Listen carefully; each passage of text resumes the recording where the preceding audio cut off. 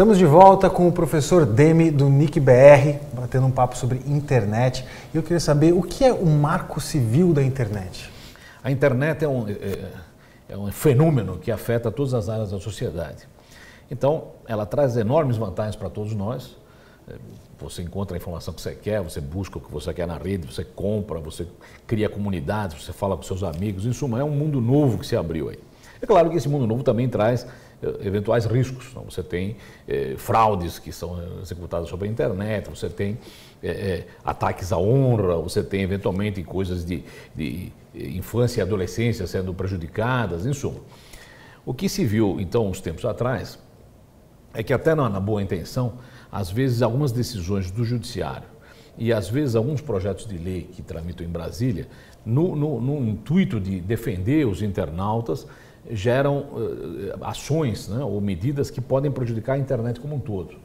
Então, para dar um exemplo, às vezes você tem um vídeo que é inadequado em algum lugar e por uma decisão judicial se tira todo o servidor de vídeos que tem um buzilhão de vídeos lá e que atende uma porção de pessoas, e essa certamente é uma medida excessiva que afeta a internet e não o vídeo causador do problema.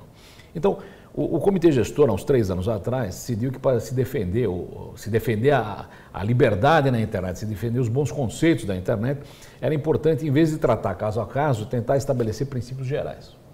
E aí o comitê gestor trabalhou e discutiu 1 ano e meio nessa história. Lembrar que o comitê gestor tem 21 integrantes de todas as áreas da sociedade e se chegou num consenso a um conjunto de 10 normas, que é o nosso decálogo, onde se diz coisas do tipo que a rede não pode ser culpada do que os usuários fazem na rede. Então, se alguém cometeu um mal feito, ele deve ser punido e não a rede em si, né?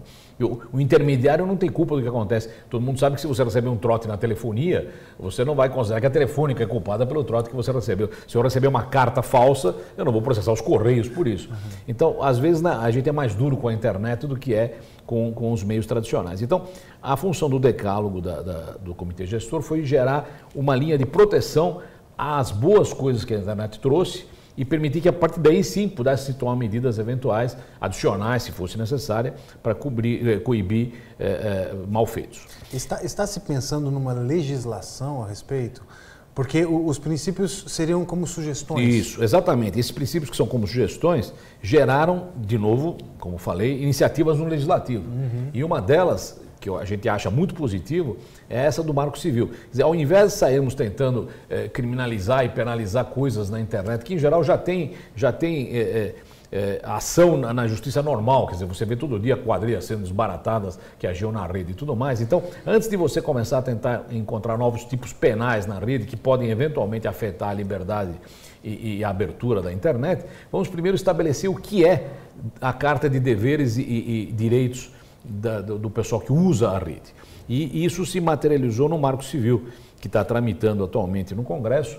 Eu pessoalmente acho uma excelente iniciativa, ele é baseado fortemente no decálogo e, se ele passar, agora sim teremos um substrato legal em cima do qual poderemos construir futuras legislações. E como foi construído esse decálogo? Através das reuniões do CGI? Então, teve participação da sociedade? As reuniões do CCI sempre representam a participação da sociedade porque tem representantes eleitos dos vários segmentos. Então tem representantes eleitos do terceiro setor, da academia, dos provedores de infraestrutura e membros do governo. Então ela é o que se chama atualmente em inglês multi-stakeholder, quer dizer, representa todos os interesses da área na mesa. E, como falei, isso gerou 1 ano e meio de discussão, porque você precisa conseguir consenso entre todas as áreas. Então, alguns são mais duros numa região, outros são mais duros em outra. A gente conseguiu consenso nessa área e cá entre nós, isso aí foi muito bem aceito, inclusive internacionalmente. O decálogo do CGI foi exemplo em várias reuniões de um negócio chamado IGF, que é o Internet Governance Forum, que já teve 7 versões aí. E o CGI foi exibido como modelo de gestão local da internet, que se pudesse ser expandido para outros países ou até internacionalmente, seria benéfico para a rede como um todo. Que orgulho, parabéns. É o CGI que é responsável por isso. A gente pode falar quais são os 10 princípios? Bom, os 10 princípios são, digamos, uma forma elegante de contar quais são as características que nós queremos preservar na rede. Então, por exemplo, primeiro fala de liberdade, privacidade, que é um tema importantíssimo para a internet. Hoje a nossa privacidade é bastante ameaçada, né?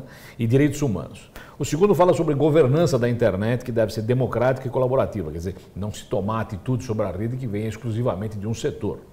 O terceiro fala sobre universalidade, a rede deve ser disponível para todos.